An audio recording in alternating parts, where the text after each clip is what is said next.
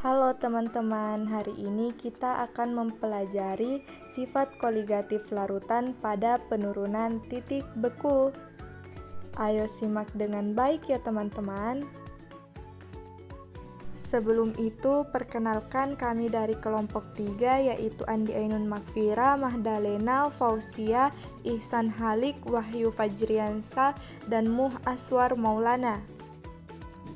Nah, pada kali ini kita akan mempelajari pengertian, proses, rumus, dan penerapan penurunan titik beku. Apabila ke dalam sebuah zat pelarut ditambahkan zat terlarut, maka akan terjadi proses penurunan tekanan uap jenuh larutan. Kemudian, adanya penurunan tekanan uap jenuh larutan akan mengakibatkan penurunan titik beku larutan. Dapat dikatakan bahwa larutan akan membeku pada temperatur yang lebih rendah. Nah, berdasarkan penjelasan tadi, dapat dinyatakan bahwa penurunan titik beku larutan adalah selisih antara titik beku pelarut dengan titik beku larutan. Besarnya penurunan titik beku larutan diberi lambang delta TF. Nah, pada slide ini ditampilkan data tentang titik beku dan nilai KF beberapa pelarut. Di sini teman-teman bisa melihatnya sendiri. Sekarang kita lanjut ke proses penurunan titik beku pada larutan. Proses penurunan titik beku ini terjadi apabila suhu berada di bawah 0 derajat Celcius untuk air murni. Tetapi jika dalam bentuk larutan contohnya seperti adonan es putar, suhu harus berada di bawah 0 derajat Celcius agar adonan es bisa membeku dengan sempurna. Adapun rumus dari penurunan titik beku larutan yaitu rumus penurunan titik beku atau delta TF dibagi menjadi dua, yaitu rumus larutan non-elektrolit yaitu delta TF sama dengan M dikali KF atau diturunkan menjadi delta TF sama dengan A per MR dikali 1000 per P dikali KF. Dan rumus larutan elektrolit yaitu delta TF sama dengan M dikali KF dikali I atau diturunkan menjadi delta TF sama dengan A per MR dikali 1000 per P dikali KF dikali I. Selanjutnya, penerapan penurunan titik beku larutan.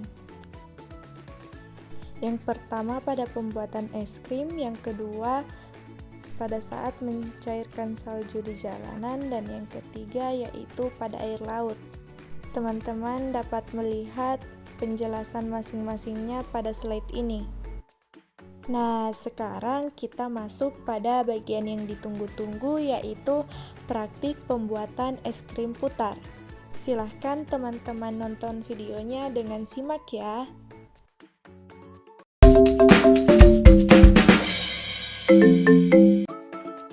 Nah, hal pertama yang kita lakukan yaitu siapkan alat dan bahannya terlebih dahulu.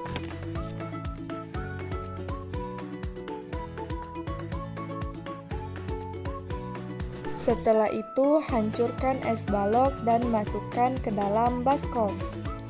Kemudian masukkan kaleng di tengah-tengah es batu.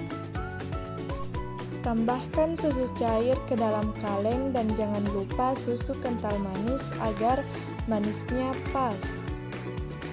Setelah itu, aduk hingga susu cair dan kental manis menyatu.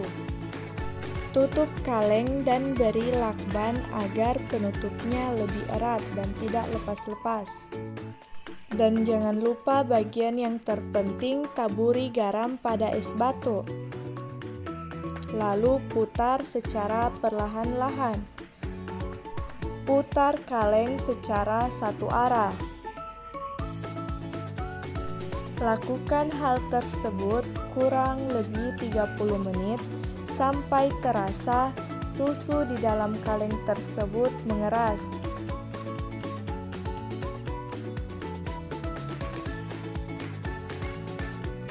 Nah, setelah kurang lebih 30 menit, es krim kami telah jadi. Nah, sekarang proses pengerukan.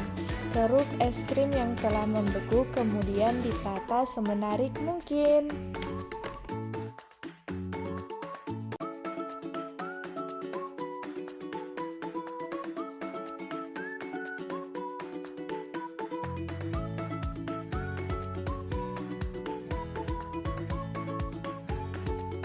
Nah, sekian video pembelajaran kali ini. Thank you for watching ya teman-teman.